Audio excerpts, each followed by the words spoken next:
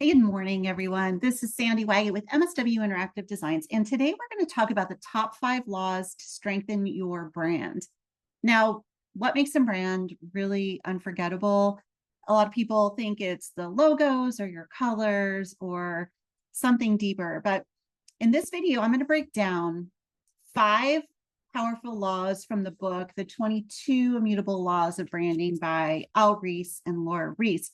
Now, this book, copyright in 2002, I believe, so it's an older book, but it's been updated to even include laws for the internet.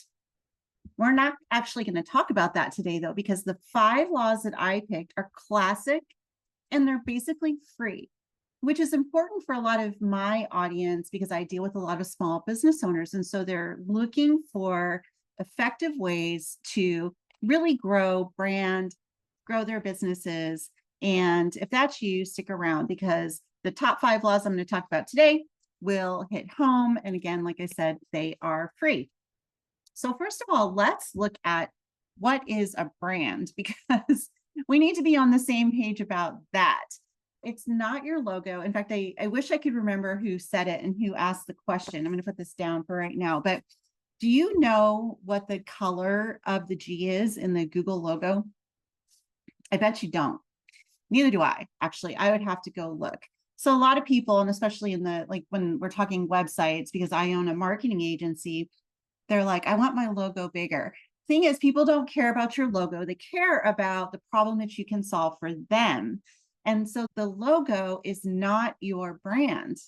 The logo is a representation of your business, but it is not important to the consumer.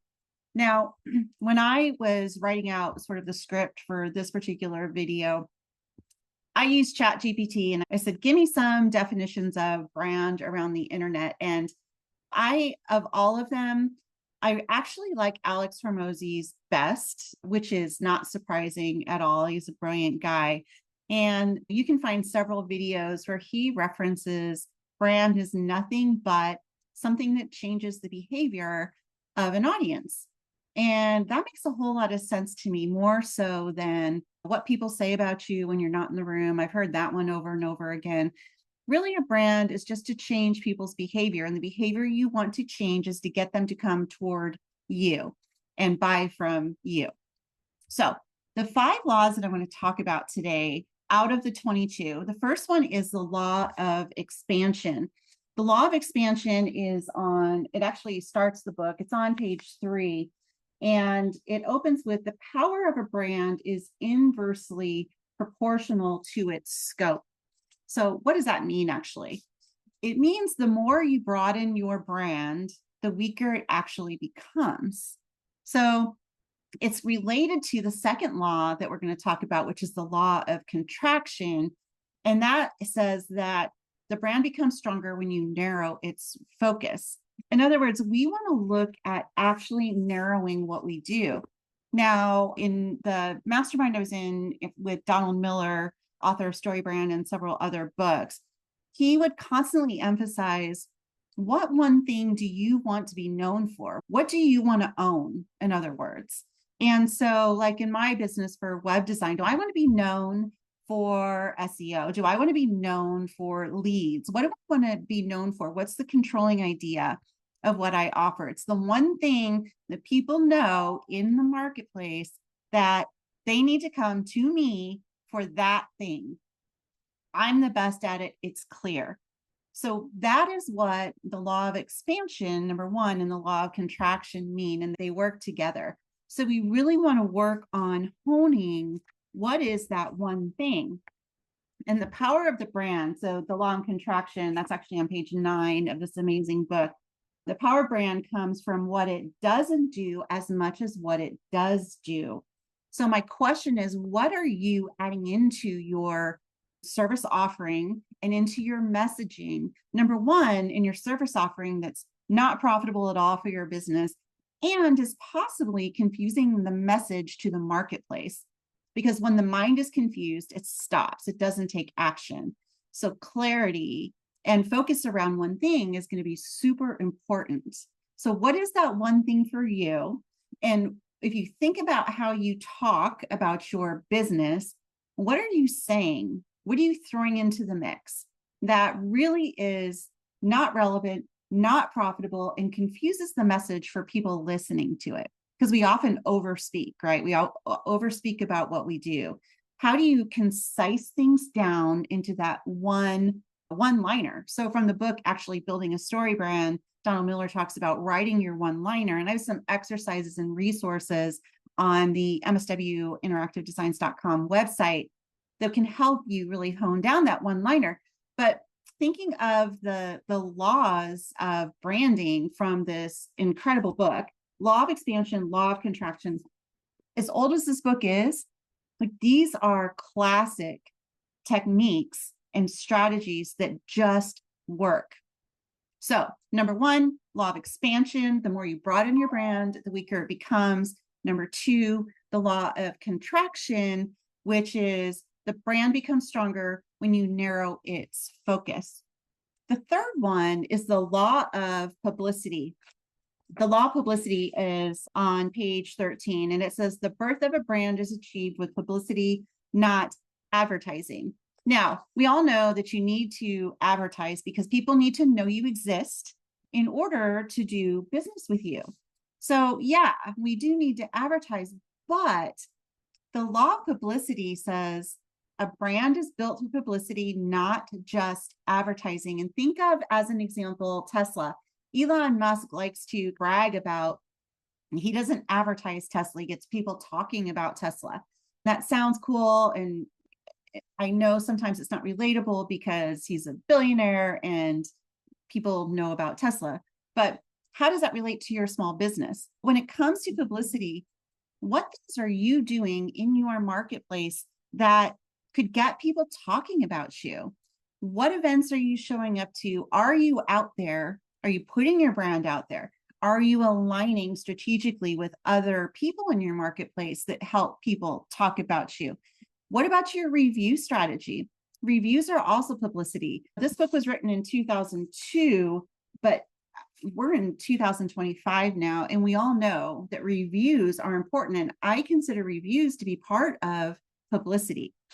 So what are you doing to get people talking about your brand? What could you do? Even in terms of social media, what are you putting out there? What are you offering? What value are you bringing to the space? This is publicity. Social media, you posting stuff is free. Now, a lot of people will be like, yeah, social media is not effective because it's too noisy. You know what, though? The thing is, it's very effective when you bring value first. So you're going to be interested in others and others' success, and you're going to bring that to the marketplace instead of trying to be interesting. I hope that makes sense. So number three, the law of publicity. Number four is the law of fellowship. Now, the law of fellowship is actually the 11th law in the book. So we're jumping forward. It says here, in order to build the category, the brand should welcome other brands.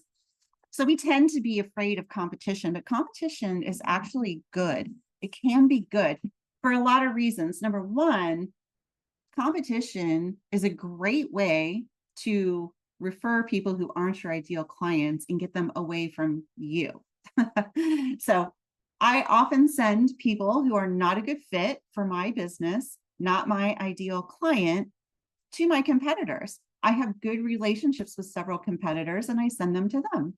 So not every person is a good fit for your business, because as a business owner and a person who's adept in marketing your business, surely you've idealed your ideal client. If you haven't, I have an ideal client persona template on my website at mswinteractivedesigns.com. Go download it. It will help you walk through the steps of identifying your ideal client.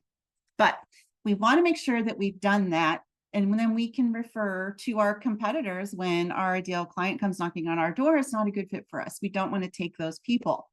But the law of fellowship in terms of competition also includes the idea that competition actually helps us really hone our skills, innovate, and improve our own businesses. Now, I don't pay a lot of attention to my competition. Some people will say, you don't have competition, meaning I don't mean me personally, but you as a business owner don't have competition if you've really defined what makes you uniquely you and you own the space. Yeah, but I disagree with that. We do have competition, but it does help us hone exactly what we're doing and helps us define our space in the market. So welcome competition. Fellowship is a good thing.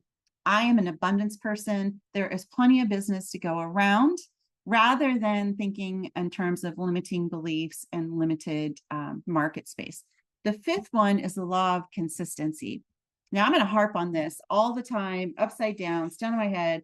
You have to be more consistent than you are being. And I say you, and I mean me at the same time. The law of consistency. A brand is not built overnight. This is what it says in the book here. Success is measured in decades, not years. This could not be more true. My company is 26 years old. I consider my company to be successful for a lot of reasons. We are in this digital space. I started in 1999. A lot of companies, I started as a freelancer or solopreneur. Now I have a team, but it's a struggle, right? The decades of experience matter. And a lot of people, when it comes to marketing and advertising and building their brand, thinks it happens overnight. If you build it, they will come. It's just not true. And I would add, it's not built in months either. It says decades, not years, and even not months. Okay. This takes time and it takes consistency. Now, the nice thing is that we've got social media. We've got so many ways that we never had before that we can show up, offer value, build content, and we can push things out to our ideal client, the audience that resonates with us, the audience that we want to target, the audience that we want to work with on a daily basis. Multiple times a day is better.